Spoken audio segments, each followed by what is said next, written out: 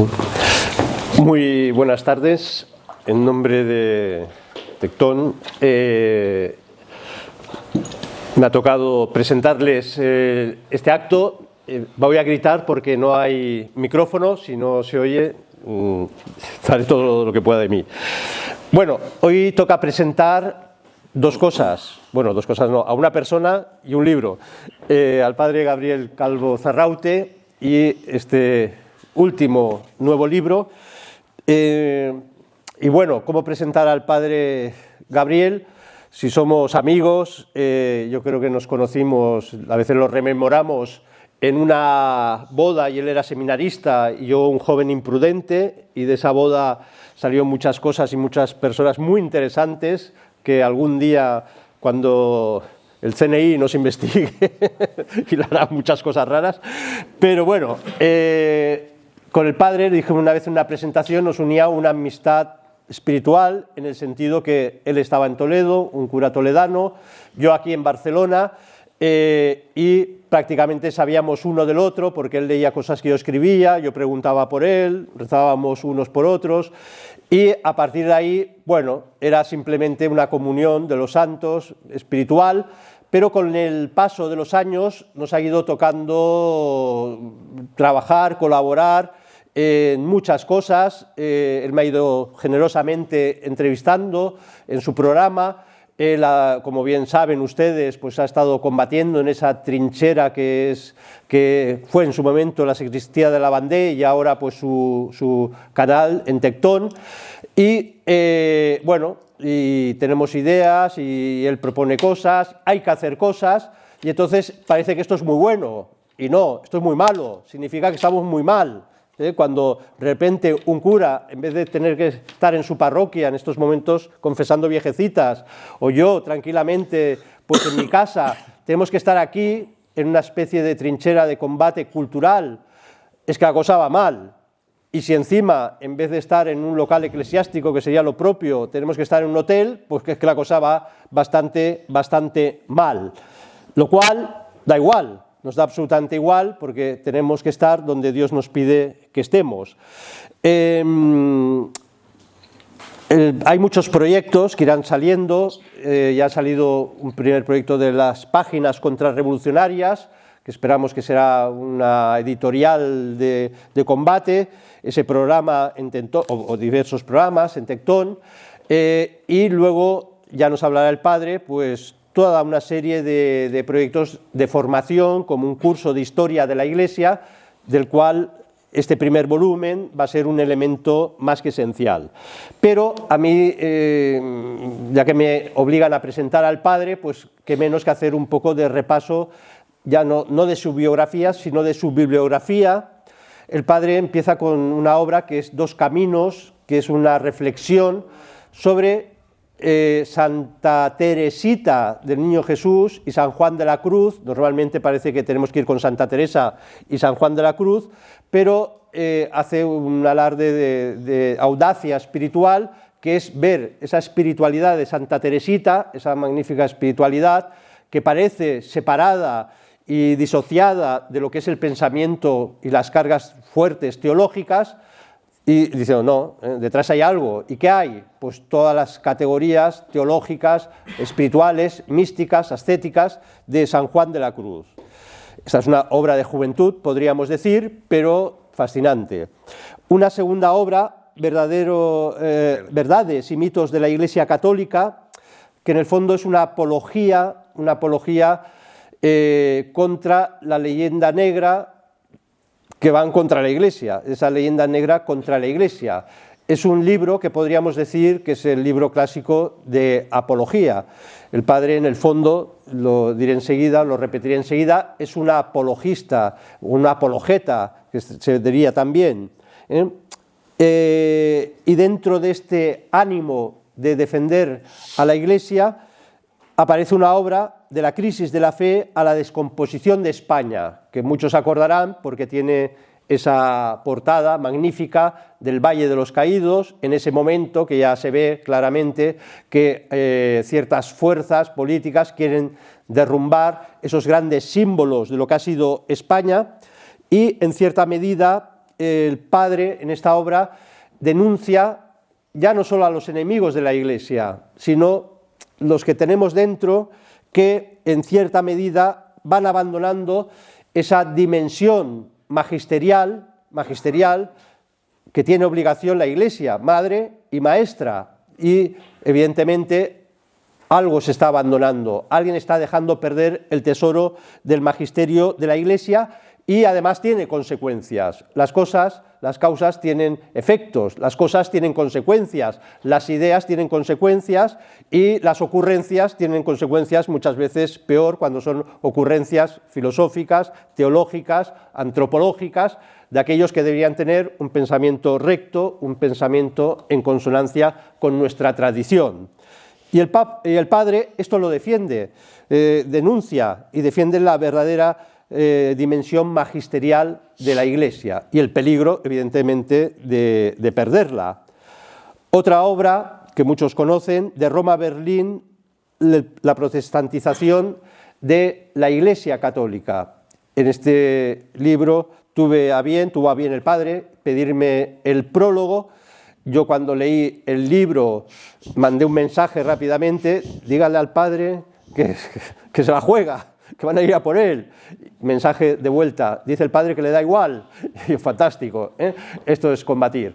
Y en este caso es un paso más en esta reflexión sobre la Iglesia, donde el padre denuncia que la Iglesia hay una transmutación desde dentro, causa de la mimetización con el mundo moderno, con el pensamiento del mundo moderno. Y esta obra es impresionante por la extensión, por el contenido, por el aparato crítico, porque es un diálogo, un combate intelectual con el mundo moderno, pero ojo, con aquellas ideas que una parte de la Iglesia o individuos, elementos de la Iglesia han asumido como propias cuando son propias de la modernidad antieclesiástica, ¿no? Y por eso el padre, pues digamos, en esa tesis de este libro, contundentemente, pues afirma que nos hemos dejado abrumar por una superioridad moral de ese cristianismo que no es el católico, ¿no? Que es un cristianismo protestantizado, ¿no?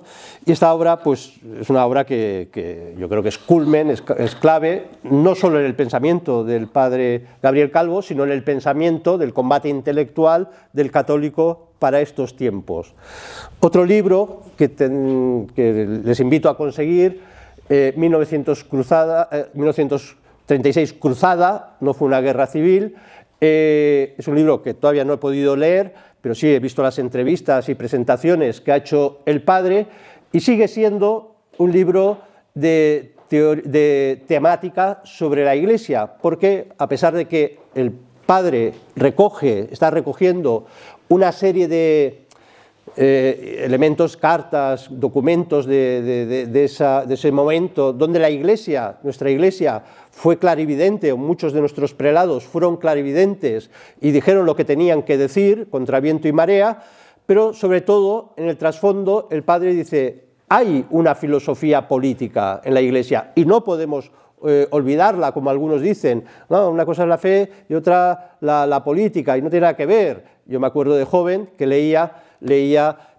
tenía dos volúmenes de la antigua Bach, y uno era magisterio social y otro era magisterio político, encíclicas sociales, encíclicas políticas, y eso es el pensamiento de la Iglesia. Y en el fondo esta obra es denuncia de que se ha abandonado, por parte de algunos, ese pensamiento político de la Iglesia y la necesidad, evidentemente, de estudiarlo, aplicarlo a nuestros tiempos.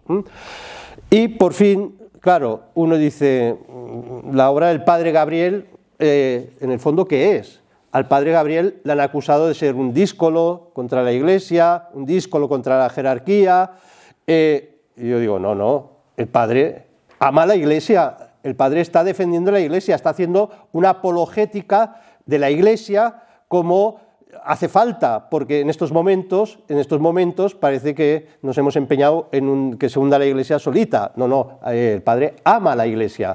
Su posición, que es verdad que a algunos le chocan, de algunas críticas, de cómo tiene que sean algunas cosas, qué es lo que no podemos aceptar de ciertos personajes, no es por desprecio a la Iglesia, es por un profundo amor a la Iglesia. Y esto es lo que se va viendo en sus obras. Aquí hay no una eclesiología en sentido clásico como se enseña en los seminarios, pero sí una apologética muy potente, y me atrevería a decir, aunque él sea tradicionalista, que es original, porque, digamos, esta apologética no la encontramos actualmente. Y por eso cobra sentido este volumen, este primer volumen, que, insisto, es un curso de historia de la Iglesia, porque tú puedes hacer una apologética de la Iglesia, pero también la tienes que acompañar de una potente historia de la Iglesia. Y esto es el primer volumen de una serie de volúmenes que acompañarán un curso.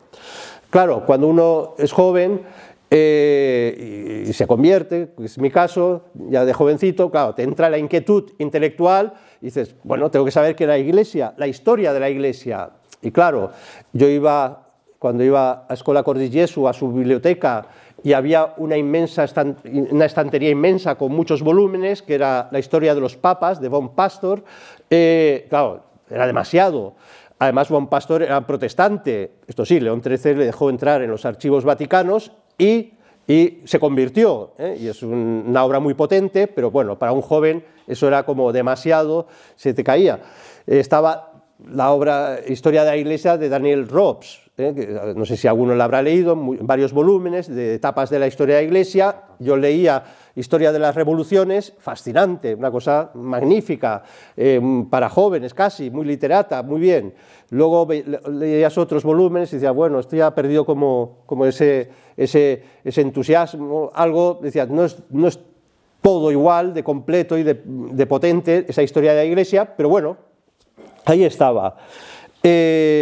Claro, también cuando uno empecé yo mi tesis doctoral, que tenía que trabajar muy bien el protestantismo, historia de la teología católica. Y claro, bueno, este libro, que es un benedictino, Confianza, claro, luego de nombre se llamaba Evangelista, era monje de Montserrat y daba clases en el seminario de Barcelona, y decía, me tenían que haber saltado todas las alarmas, socorro, que era un libro que te despistaba más de la historia de la teología católica que te lo facilitaba, ¿no? O bien esa etapa de la BAC, no ya la antigua BAC, sino ya esa etapa más ecléctica, donde tenían que publicar a teólogos progresistas y algún no más carca, la historia de la Iglesia, de la BAC. Bueno, el último volumen quinto del padre Laboa, sobre la Iglesia contemporánea. Uno ya no sabía qué estaba leyendo, si la historia de la Iglesia o la historia de las revoluciones en Latinoamérica, ¿no? O sea, bien, era una cosa tremenda. Es verdad que el volumen primero del padre Bernardino Llorca, un jesuita, que al menos este jesuita, bueno, tenía fe, y este jesuita todavía era de los que decía, bueno, ya sé que será muy difícil que volvamos a esa época de la Iglesia y el Sacro Imperio Romano Germánico y la unión entre el poder espiritual y temporal. Dice, pero por mucho que ahora todo vaya por su lado y quiera ir por su lado con el triunfo de las democracias reinantes, no podemos descartar, como tesis y pensamiento católico, la necesidad de unir el poder espiritual y religioso y ordenarlos correctamente, como siempre ha defendido la Iglesia. Y entonces hace falta una historia de la Iglesia, es mi experiencia, hace falta una historia de la Iglesia, y este libro, sorprendentemente, pues es una historia de la Iglesia, que nadie se asuste, no va a tener las...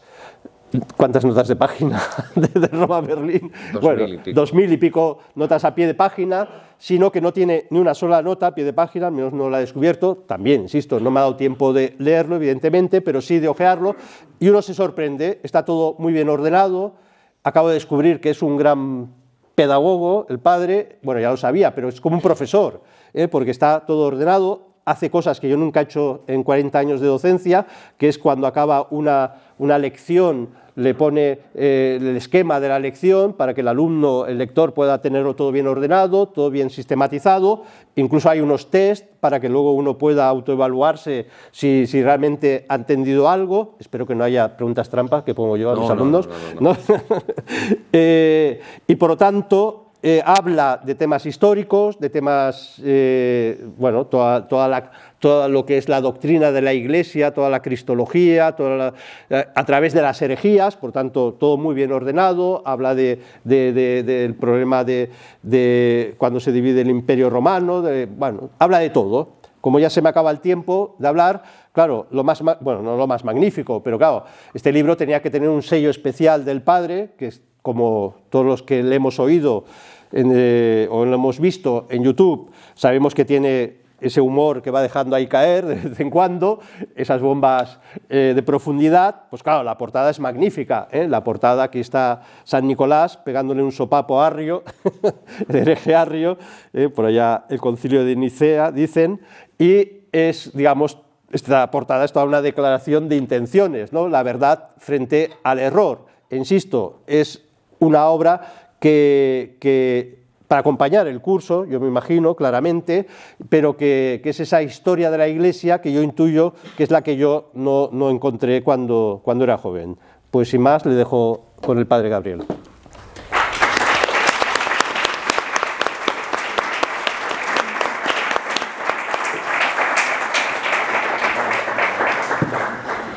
Muchísimas gracias a todos por venir, muchísimas gracias a todos por vuestra atención, que me hace sentirme abrumado, soy sincero, no es falsa humildad, me siento abrumado.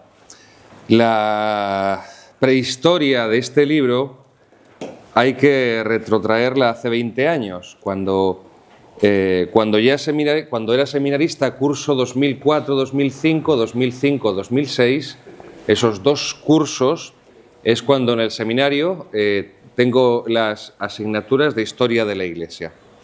4 asignaturas semestrales, tercero y cuarto de seminario en Toledo. Bueno, entonces, como yo siempre quise ser historiador, como siempre me apasionó la historia, en mi curso algunos lo que hicimos fue repartirnos asignaturas para hacer resúmenes para el resto del curso. Y bueno, pues ahí me dijeron, evidentemente, encárgate tú este curso y el siguiente de hacer los resúmenes de Historia de la Iglesia de las 4 asignaturas, de las 4 materias. Nosotros teníamos como libro de texto la Historia de la Iglesia de Llorca Villoslada, que él decía, son 5 volúmenes, pero bueno, nosotros usábamos el 4, el quinto de la BOA no lo usábamos, pero también es que la BOA, el cuarto, el entero el de la BOA, que es más malo que el demonio, es el quinto. Pero es que el cuarto ya metió la zarpa ahí. Quitaron una parte de la historia moderna, sobre todo y metieron la de la BOA, porque como había que modernizarse, todo lo que habían escrito estos jesuitas, Llorca y Villoslada, en los años 50, pues ya no regía después de Vaticano II. Bueno, yo hago esos resúmenes y cuando pasaron los años, pensé, ¿y por qué no publico esto? Yo nunca jamás en mi vida pensé que iba a hacer lo que estoy haciendo. Yo nunca me imaginé cuando entré al seminario, cuando me ordené, que estaría dedicado a lo que estoy dedicado. Siempre pensé que sería un simple y normal cura de parroquia, que evidentemente debido a mis ideas iba a estar condenado de por vida a estar en aldeitas, eso lo tenía asumido, porque ya desde el seminario te hacen la ficha. Ya desde el seminario te hacen la ficha. Hace unos días me llamaba un sacerdote de Toledo y me decía que, bueno, me preguntaba algunas cuestiones de derecho canónico y yo le dije sencillamente, digo, mira, es que ya estás más fichado que Bin Laden, tú y los otros 3 que haces de portavoz de ellos. Entonces ya os hicieron la ficha en el seminario, no hay redención posible. Esto suena muy fuerte y suena incluso patético, pero es la pura realidad. Al menos en la idiosincrasia de la diócesis de Toledo, donde hay tanto... Pensad que la diócesis de Toledo es la diócesis con más clero por habitante de toda Europa, después de Polonia, y por eso yo podía estar de párroco en 3 pueblecitos que entre los 3 no sumaban 600 habitantes, entre los 3. Cuando en cualquier diócesis un sacerdote llevaría 8 o 9 o 10 o 12 pueblos como esos. Bien. Bueno, pues yo nunca pensé que me dedicaría a esto, nunca lo busqué, ni siquiera era un sueño, no se me pasó por la cabeza, sino que pues la providencia de Dios, y ahí he visto ese carácter providencial, me ha ido llevando por caminos que, si yo los hubiera buscado, pues podría tener dudas de que fueran una obra mía. Pero como nunca los busqué, no me cabe duda ninguna de que es Dios. Es aquello de Juan 22, cuando le dice Cristo a San Pedro: cuando eras joven tú te ceñías e ibas donde querías, cuando seas viejo otro te ceñirá y te llevará donde tú no quieras. Bueno, pues así fue desarrollándose todo, y el año 2018 Infovaticana me pide que empiece a escribir. Y yo, ¿qué voy a escribir? ¿Qué voy a contar? Bueno, pues como has sido bibliotecario 6 años en el seminario, como te gusta leer mucho, pues haz reseñas de libros que lees, y así empecé a escribir. Y al año siguiente la editorial Actas, vino su presidente y me dijo que por qué no escribía un libro de apologética de la Iglesia como el de Vittorio Messori, pero más sólido. El de Messori, Leyendas Negras de la Iglesia, es una recopilación de artículos de periódico sin aparato crítico, y algo, pues bien, para un primer acercamiento, podríamos decir así, con desenvoltura y sanfasón, para andar por casa está muy bien, pero quería algo sólido, me dijo, y algo que, siendo sólido, no cayera en algo academicista, no académico, sino academicista, que fuera una lectura exclusiva, endogámica, de académicos, de profesores, y que de ahí no saliera. Y entonces recordé todos los resúmenes que había hecho del seminario aquellos años, y bueno, pues esos resúmenes fueron la base de la que me serví para empezar aquel volumen de Verdades y mitos de la Iglesia Católica, año 2019. Después siguieron viendo los demás libros a medida que me los iban solicitando, alguno y otro que yo decidía que había que ponerse a explicar ahí negro sobre blanco. Bien, cuando empezamos la Sacristía de la Bandé, yo siempre tuve la idea de ofrecer cursos online, porque la estructura oficial, establishment, primero no te suele ofrecer esas facilidades, es todo demasiado reglado y no se adapta a las circunstancias concretas de las personas. No todo el mundo puede matricularse en algo a lo que tenga que ir a clase todas las semanas, tenga que desplazarse, etcétera, etcétera, tenga que hacer un examen. Mire, yo me casé, trabajo, tengo mis hijos, no tengo tiempo de ponerme a estudiar. Ya hace muchos años que no podría, no ya intelectualmente, psicológicamente enfrentarme a un examen. Yo llevaba dando vueltas a esto, lo intenté que lo arrancáramos con la sacristía, no se pudo, y en una ocasión, hablando con Marcos Vera, de la Asociación Benéfica de Jóvenes de San José, pues él me propuso esto. Yo le dije que llevaba ya al menos 2-3 años con esa idea, y le pareció que teníamos que comenzar la Escuela de Pensamiento Católico Melchor Cano y comenzarla con esta obra. Entonces volví a retomar aquellos apuntes del seminario y me puse a trabajar ampliándolo y dándolo, como decía Javier Barrecoa, dándole esa perspectiva didáctica, ante todo didáctica, porque yo me daba cuenta de lo que él muy bien ha dicho. La historia de los papas de von Pastor, por cierto, esa historia de los papas la leyó el Padre Pío cuando le machacaron y le prohibieron celebrar misa en público, le prohibieron confesar, no me acuerdo cuánto fue, 2 años o por ahí, no me acuerdo, son 39 volúmenes, la historia de los papas de von Pastor. Y el Padre Pío, bueno, pues aparte de rezar y las 4 horas que se pegaba largas de misa, pues la leyó entera, la historia de los papas de von Pastor. Ha hablado también el profesor Barrecoa de la de Robs, Daniel Robs, 14 volúmenes. Sí, muy bien escrita, muy divulgativa, pero 14 volúmenes. La de Yorca Villoslada, es verdad, me he servido de ella como un esquema para estructurarla, pero claro, yo me ponía en el pellejo, yo intento siempre empatizar, para que la gente me pueda comprender. Yo sufrí un trauma cuando la diócesis de Toledo tiene una diócesis por decirlo de alguna forma, una prelatura en Moyobamba, en Perú.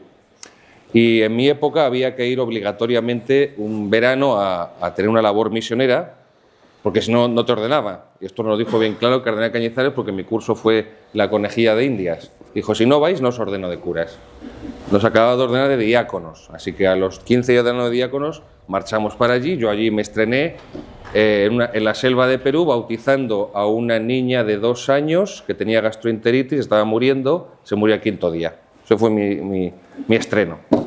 En otro poblado, selva alta, selva montañosa, o sea, el jeep no puede llegar más, vas en mula, una mula de Perú es un pony.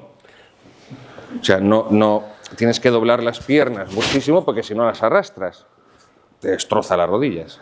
La silla de montar va a proporción, o sea, te rompe todo. Entonces, cuando te bajas de la mula, que estás de cintura para abajo, que te estás muriendo, agarra el botiquín de Cáritas de 8, 10, 12 kilos, no sé cuánto era, y tira a escalar selva alta. Y llegamos a un poblado donde bauticé 37 niños de una tacada, porque son poblados a los que el misionero va 3 veces al año, 4 a lo sumo. Bauticé a 30, tuve que ser yo el padrino porque estaban todos conviviendo, no había ni uno que estuviera casado por la iglesia, así que pues para que haya, en fin, pues yo soy el padrino, ala, chimpún. Y el misionero que venía con nosotros, que íbamos a ayudarle, insisto, era diácono, todavía no era sacerdote, me ordené el año siguiente, 2008, esto era el verano del 2007, pues él llevaba allí 20 años, él era ¿cómo decirlo?, una especie de Rambo. Era un armario de 2 metros con un brazo suyo, era como una pierna mía. Yo cuando lo vi, de hecho, dije, pero ¿dónde está el gimnasio? ¿Dónde hay gimnasio aquí en la selva? Claro, cuando le vi sacar el sable, el machete de 70 centímetros y partir un árbol que había caído en mitad del camino, partirlo así, me di cuenta, este tío está cuadrado de bien. Pues este me dijo, antes de bautizar a los 30 y pico críos, da una catequesis a los padres. Pues yo di una catequesis a los padres antes, les hablé a los padres de los niños, el nivel al que les hablé era el nivel de primero de catequesis de comunión en España. Yo había sido catequista de comunión en 2 parroquias, cuando era seminarista los fines de semana, que nos enviaban en el seminario, y pues a ese nivel, el misionero estaba detrás de mí tronchándose de risa, y cuando acabé de darles a catequesis de bautismo a ese nivel, me dijo, les preguntó que de qué se habían enterado, ninguno se había enterado de nada. Ninguno. Uno dijo, qué bien habla el padrecito, no nos hemos enterado de nada, pero habla muy bien, habla muy bien. Claro, aquello me traumó totalmente. De hecho, a la vuelta el cardenal Cañizares nos preguntó, oye, ¿has sentido la llamada misionera? Y dije, pues mire, pues no, porque si no puedo comunicarme, yo no sé hablar, no sé cómo hablar, si no puedo comunicarme a un nivel de primero de comunión, de catequesis de comunión, que son 8 o 9 años, perdóneme, yo no puedo, no, de verdad, no consigo. Entonces, los 11 años que luego estuve en aldeitas, pues que tenía gente muy mayor, la mayoría inmensa de los feligreses, y con una educación y una cultura muy básica, pues yo ahí, todo mi esfuerzo era hacerme comprender por ellos, que mi predicación fuera comprensible, porque además enseguida yo me di cuenta de que era absurdo predicar el Evangelio y las lecturas de la misa cada domingo, era absurdo, porque era comenzar la casa por el tejado, porque era dar por supuesto que la gente tenía conocimiento y formación, y no lo había. Entonces había que empezar a explicar el catecismo desde el principio, porque aquella gente no había vuelto a ver nada de catecismo, de que eran niños y ya tenían todos edades bíblicas. Entonces empecé así y luego fui subiendo el nivel de exigencia. Esto como cuando haces deporte y dices, bueno, empiezo corriendo 5 kilómetros, luego subo 7, luego subo a 10. Pues cada vez fui subiendo el nivel, entonces ya decía, oye, me voy a coger un libro de teología y me voy a leer, y eso lo voy a explicar en la homilía, a ver cómo consigo hacerlo para que la gente me entienda lo que pone en el puñetero libro. Y bueno, pues no voy a decir que triunfara, pero oye, pues conseguía mis cositas. Entonces, cuando me pidió esto Marcos, yo ya tenía trabajado de 6 años antes de cuando hice Verdades y Mitos de la Iglesia Católica del 2019, yo ya tenía trabajadas todas estas colecciones de historia de la Iglesia. La de Font Pastor completa no los 39 volúmenes, pero la de Robs, la de Yorca Villoslada, la de Flietsche-Martin, que son 40 y pico también, unos tochacos tremendos, la de Joubert-Gedin, que son otros 10 de Herder, las tenía subrayadas, tenía anotadas, tenía trabajadas, pero faltaba alguien que me pudiera ayudar a darle esta perspectiva de un curso, porque enseguida yo en el seminario me di cuenta de una cosa, que cuando tú estudiabas historia de la Iglesia, como ha dicho muy bien el profesor Barrecoa, estudiabas historia de la teología, historia de la fe, historia de las herejías, historia de los concilios. Para poder entender eso tenías que tener unos conceptos filosóficos previos, pero también era posible enseñarlos enseñando la historia. Os pongo un ejemplo. El dogma de la transubstanciación de la Eucaristía en la misa. Eso se comprende cuando entiendes lo que es la sustancia, que es una noción, un concepto aristotélico. Por poneros un ejemplo, la virtud, en la cuestión de teología moral, la naturaleza, Jesucristo es persona divina con naturaleza humana y naturaleza divina. Ahora que estamos en el aniversario del Concilio de Nicea, bueno, la naturaleza es un concepto filosófico y de ahí lo toma el catolicismo. Y lo mismo el concepto de persona. El concepto de persona surge con la teología católica para reflexionar sobre la persona del Padre, del Hijo y del Espíritu Santo. Cuando estudiabas historia de la Iglesia, aprendías historia del arte cristiano, del paleocristiano en la Edad Antigua, después del arte románico, en la medieval, del arte gótico, después llegará el Renacimiento, el arte renacentista, el barroco, llegará después el neoclásico.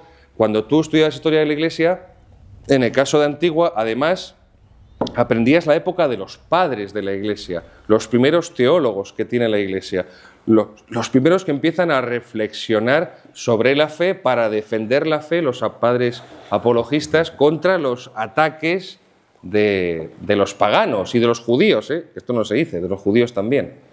Claro, me daba cuenta que con la historia de la Iglesia podías abarcar y de manera introductoria muchos temas importantes y que de esa manera podías reunirlos todos y dar una formación integral completa.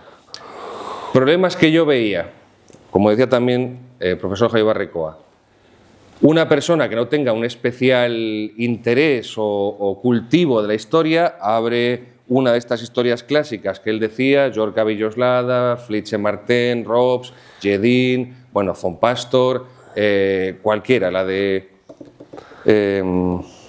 este que tiene 2 volúmenes, bueno, en fin, la de historia del pensamiento, ya me acordaré.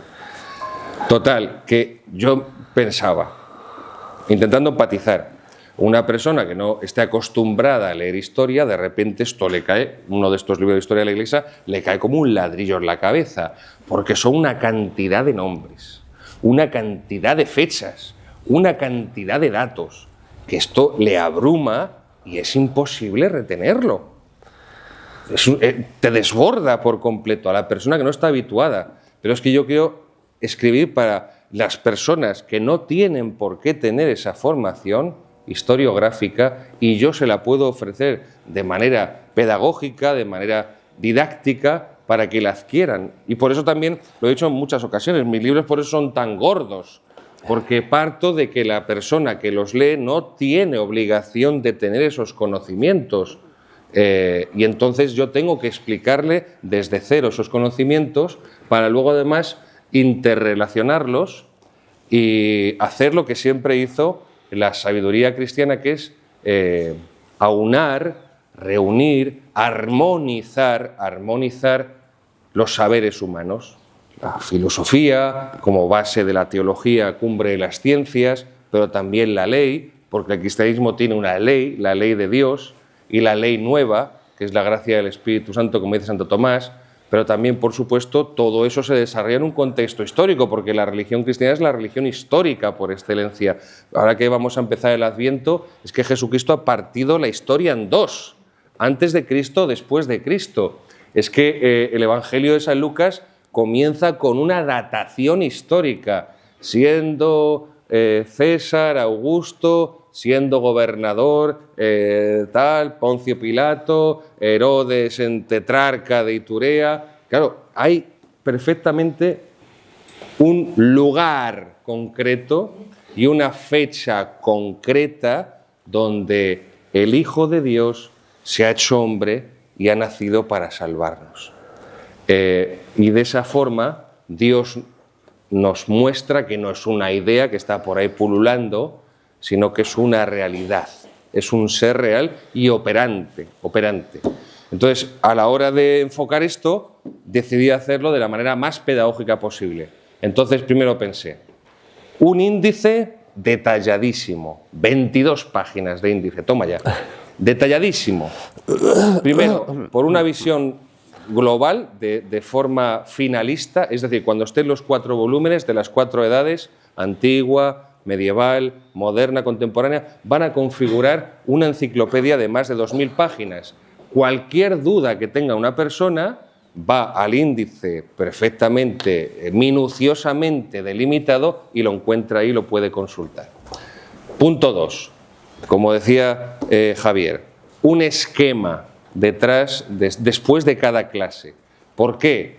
Para que todo ese torrente de personajes, de fechas, de acontecimientos, todo eso se lo resuma en un esquema. Además, le hago ese trabajo al alumno, porque es el manual de estudio de la asignatura y así ocurrirá con las demás, se lo resumo yo, se lo hago yo ese trabajo y ya se lo doy hecho en ese esquema para que todo lo que acaba de escuchar, si se matricula a la clase y si no se matricula al curso, lo tiene aquí, lo puede leer por su cuenta, le quede sintetizado, le quede organizado y de esa forma le sea más sencillo y más fácil que con la menor inversión de tiempo logre almacenar el máximo posible de información y de formación, claro, también formación e información. Hoy tenemos superávit de información y déficit de formación.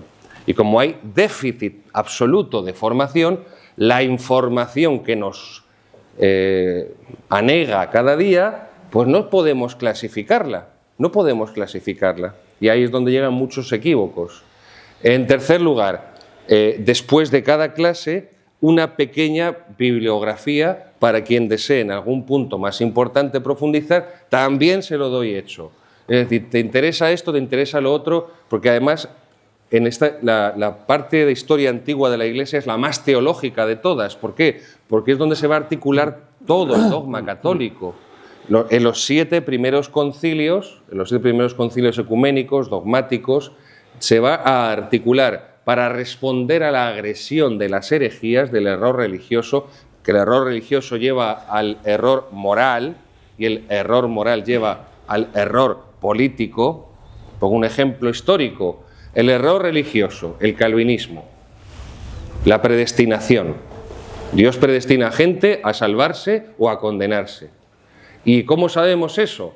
Pues quien tenga la bendición de más abundancia de bienes materiales, como dice el Antiguo Testamento, porque el protestantismo en muchas ocasiones eso es una regresión al Antiguo Testamento, pues quien tenga esa abundancia de bienes materiales significa que está predestinado por Dios a la salvación, y quien no las tenga, pues va de cabeza al infierno, está más claro que el agua.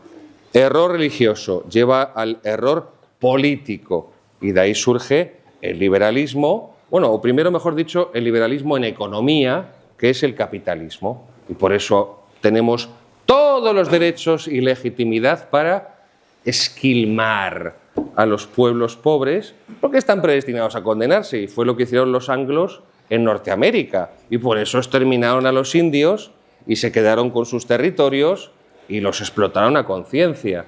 Y cuando les interesó a los mexicanos, después de la guerra de secesión norteamericana, tiempo después, cuando les interesó, les robaron la mitad de México, qué casualidad, donde está todo el petróleo, en fin, bueno, qué casualidad. El error religioso lleva al error moral, esa economía sin moral, que es el capitalismo, el error religioso lleva al error moral y lleva al error político. Entonces, si tenemos unas buenas bases asentadas sobre la filosofía perenne, aristotélico-tomista, unas buenas bases de teología y en este caso concreto además de la teología de la historia, de una interpretación cristiana de la historia. Porque del mismo modo, queridos, que no existe, porque es un imposible metafísico, no existe un estado neutro. Todos los estados tienen una idea previa del ser humano, es decir, tienen una antropología, tienen una filosofía de fondo y, por lo tanto, cuando es una filosofía equivocada, errónea, tiene una ideología.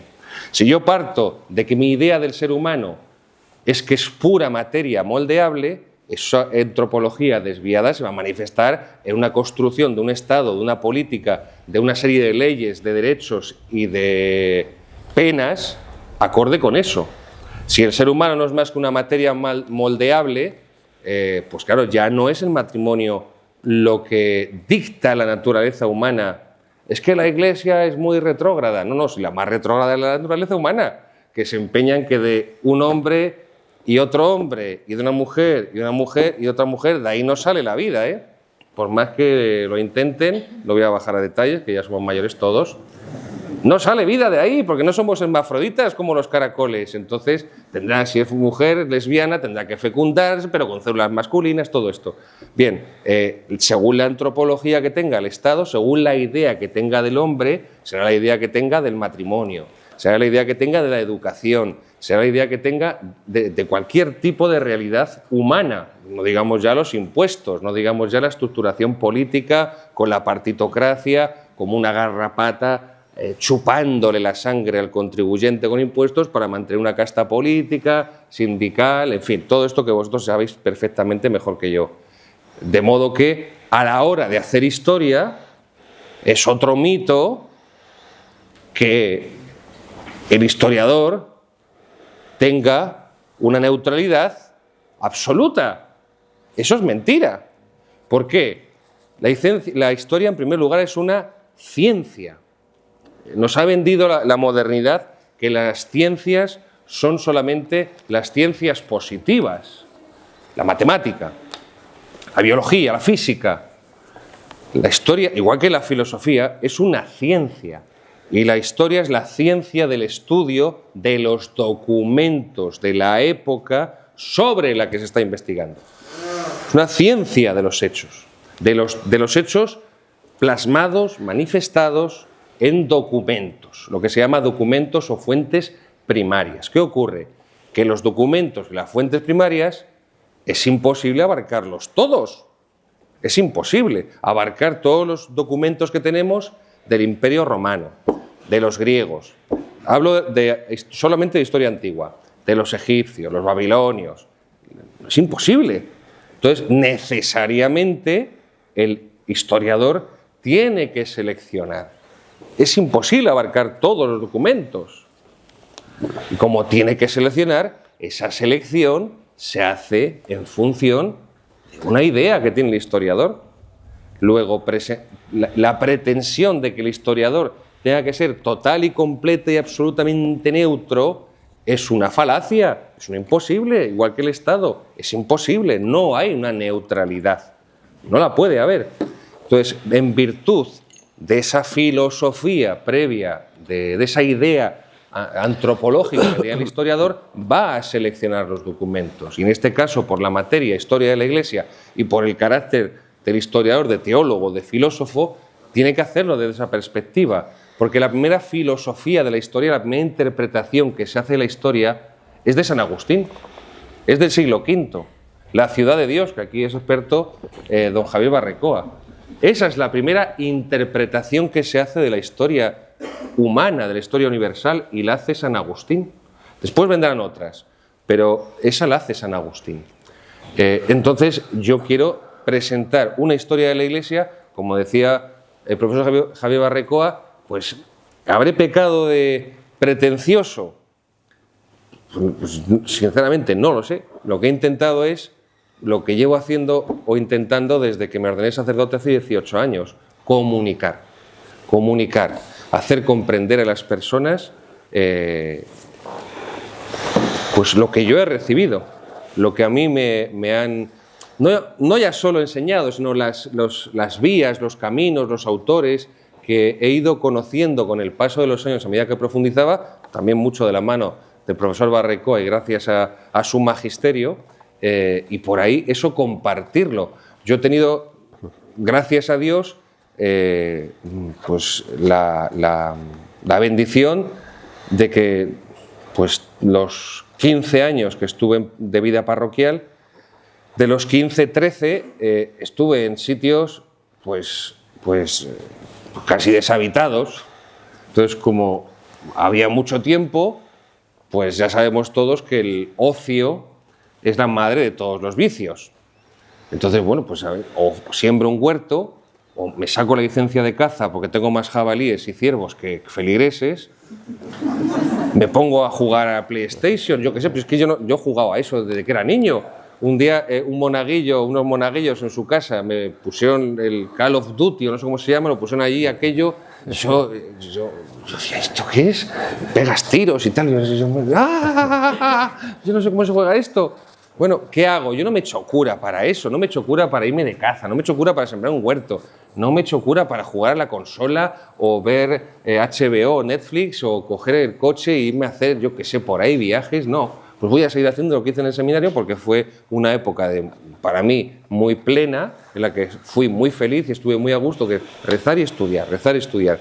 Y a eso me dediqué, de modo que yo comprendo que el resto de las personas no han podido vivir eso, simplemente. O sea, trabajo, familia, un montón de obligaciones. La gente no dispone del tiempo que yo he podido disponer de él. Horas y horas durante tanto tiempo, durante tantos años. En mi primer destino, 4 horas diarias de estudio.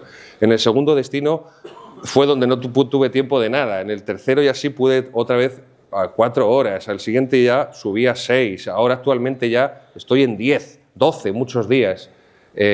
Bueno, pues voy a poder compartir esto con las personas que por las características de su vida no disponen de este tiempo. Simplemente es eso. Es como si compartes con una persona una receta de cocina o un restaurante que te ha gustado mucho o un jersey que te lo has comprado en no sé dónde. Bueno, pues voy a decirles dónde he comprado esto o dónde he comido tal día porque está genial este sitio. Y así, pues esto es lo mismo. Lo que he podido ir acumulando durante estos años lo comparto con todos vosotros.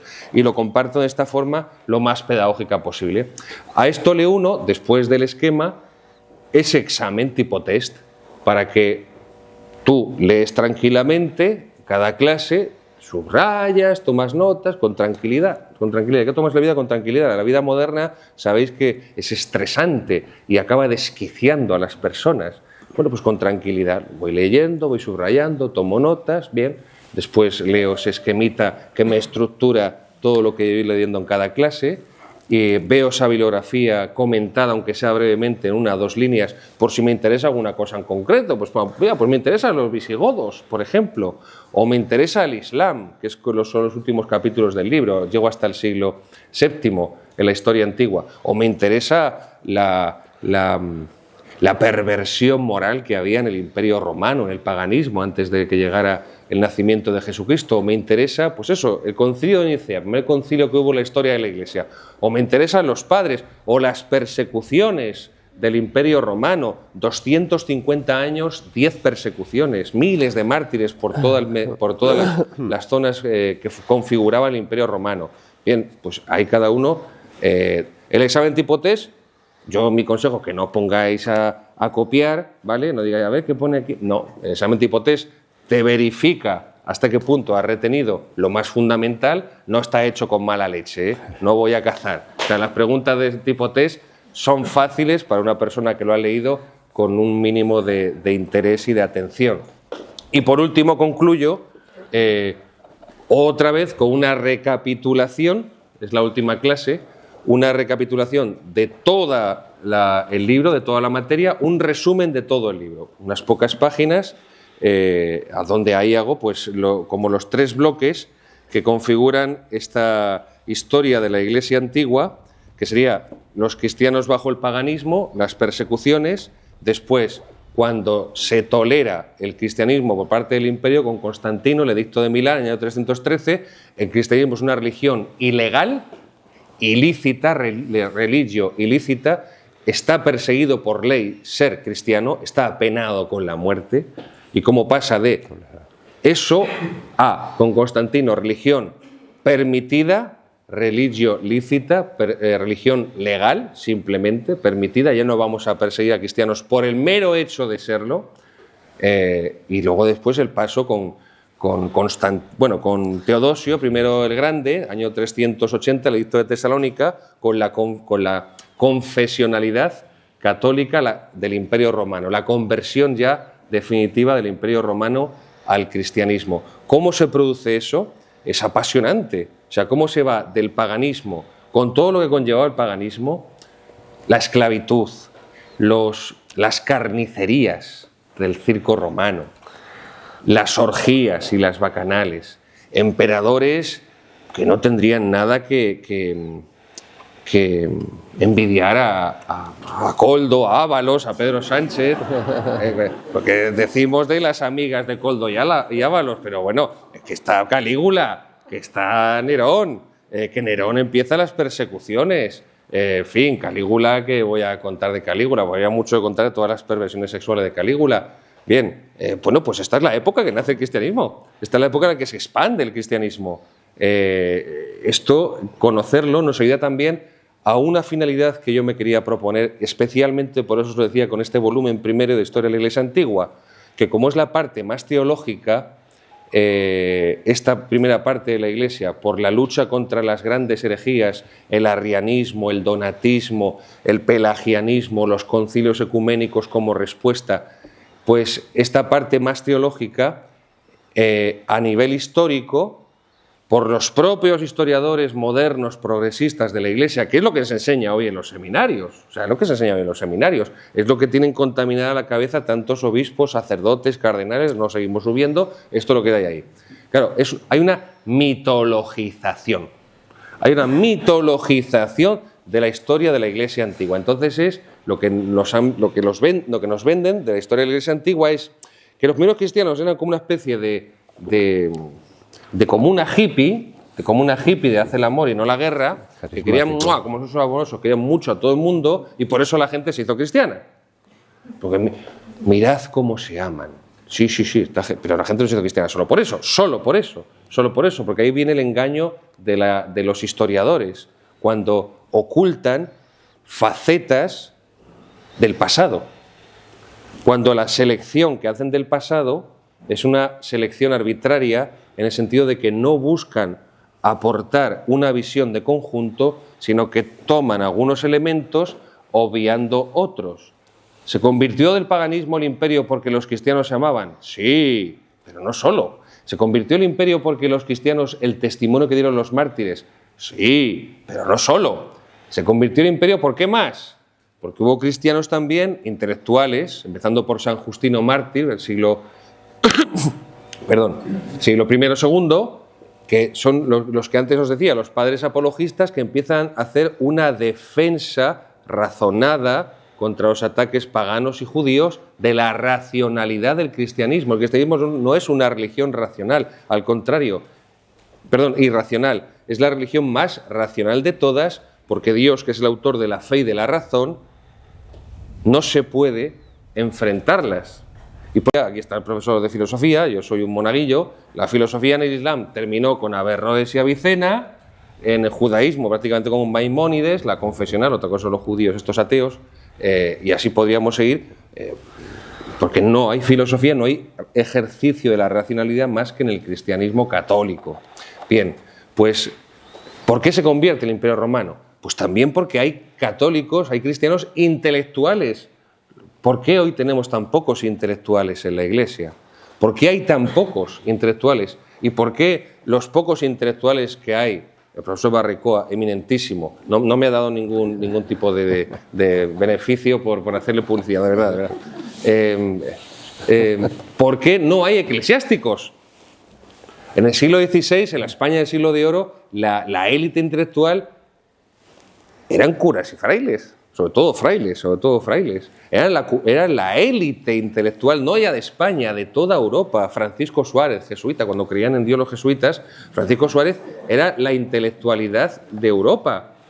Francisco de Vitoria, dominico, el creador del derecho internacional, el padre del derecho natural cristiano. Esta gente era San Juan de la Cruz, que lo ha nombrado por mi primera obra.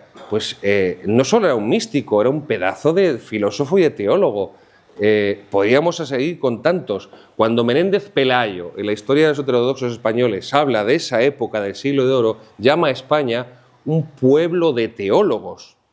Un pueblo que era incluidos el agricultor que estaba arando en el campo y el ganadero que estaba dando de comer a los cochinos. Un pueblo de teólogos. ¿Y dónde lo vemos? En los autos sacramentales, por ejemplo, de Calderón. Los autos sacramentales de Calderón, la gente acudía en masa y los entendía.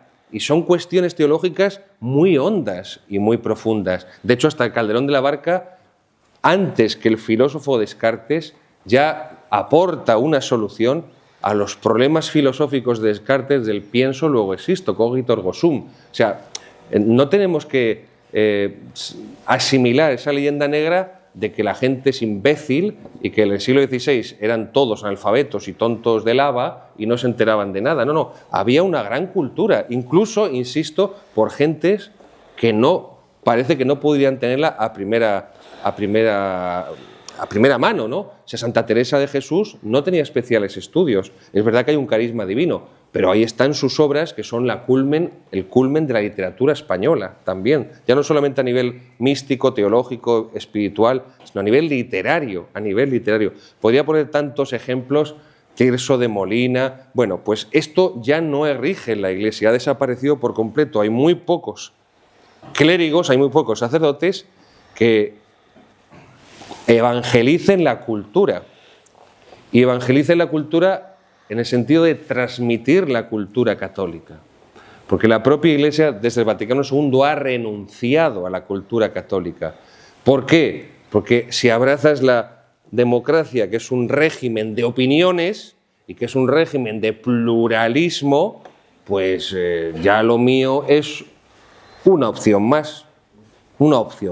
Así que yo me limito simplemente a decir que está ahí, pero vamos, que si le preguntamos a la inmensa mayoría de los obispos quién era Francisco de Vitoria o Francisco Suárez, pues te preguntarán si juega en el Sporting, en el Alavés, o yo qué sé. Pero alguno pensaba que hago que estoy exagerando y que es hipérbole andaluza. No, queridos, que he hablado con obispos y sé lo que hay en la mayoría, no en todos, pero en la inmensa mayoría. Entonces, esto lo quiero compartir con todo el mundo y hago ese resumen de toda la asignatura en ese capítulo final, en esa parte final, en esa clase final de la historia de la Iglesia. Y luego todavía hay otro resumen más de toda la asignatura, que es el resumen de historia de la teología de la Edad Antigua. Porque así el fiel puede ver cómo actúa Dios, ya no solo en la Sagrada Escritura, como dicen los protestantes, sino en la tradición.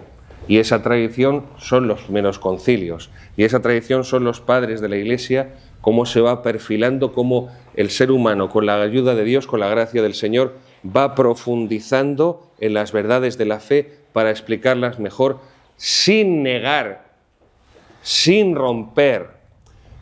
No hay una evolución en sentido rupturista. Lo que hay en la doctrina cristiana, esto lo veía el cardenal Newman, hay un desarrollo. Cualquiera que estáis aquí, sois la misma personita ahora que cuando erais así. ¿Qué ha ocurrido? Hemos cambiado, sí, porque nos hemos desarrollado. Eso es una evolución homogénea, que decía un gran teólogo tomista, el padre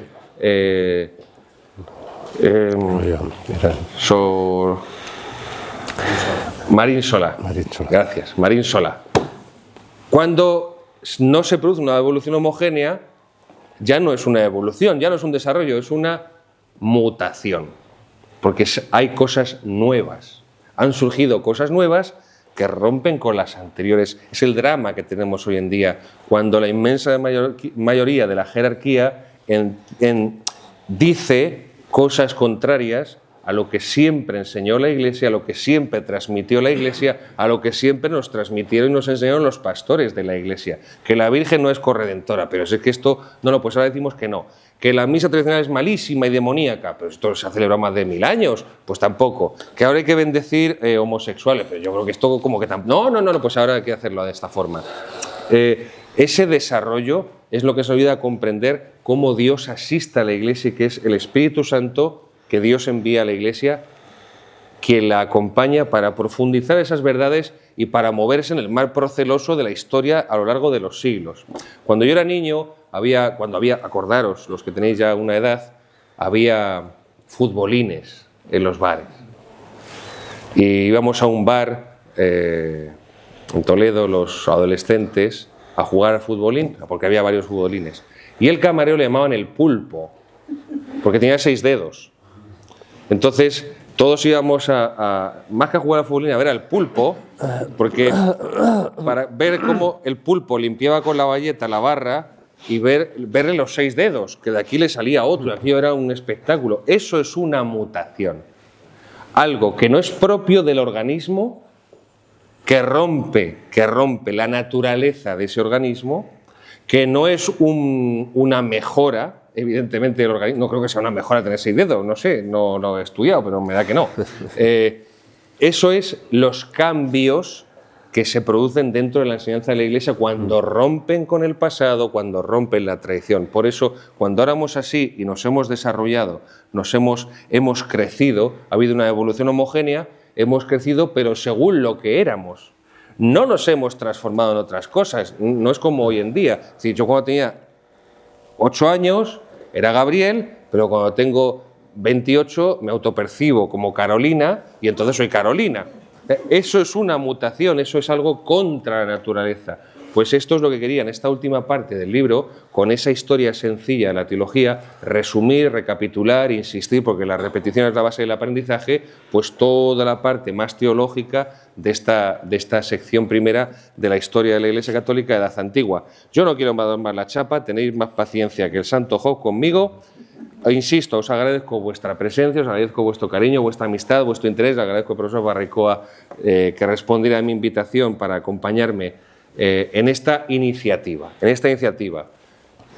No solamente hay por delante 4 asignaturas más de Historia de la Iglesia, si Dios quiere y lo consigo, saldría la siguiente para el mes de febrero-marzo, porque son 2 semestres, primer semestre como la universidad, octubre-enero, segundo semestre, febrero-junio, y al año siguiente saldría primer semestre, al próximo curso, octubre-enero, edad moderna, febrero-junio, edad contemporánea, y ahí lo dejaría, llegaría hasta el pontificado, hasta el final del pontificado, hasta la muerte de Pío XII.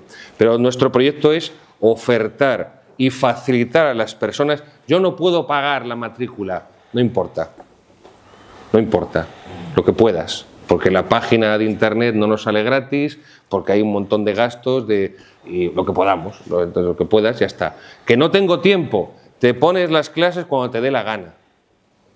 Que no soy capaz de estudiar para un examen, no los hay, un examen tipo test, un trabajo, todo facilidades, y queremos en un futuro también abrir asignaturas para formar católicos, de antropología filosófica, de ética, de metafísica también, con profesores que colaboren con nosotros, conscientes de los alumnos a los que se dirigen, no como me pasó a mí en Perú, con aquellos pobrecitos de la selva que no se enteraron de nada de lo que les dije, y que de esa forma logremos elevar el nivel cultural de todos los católicos.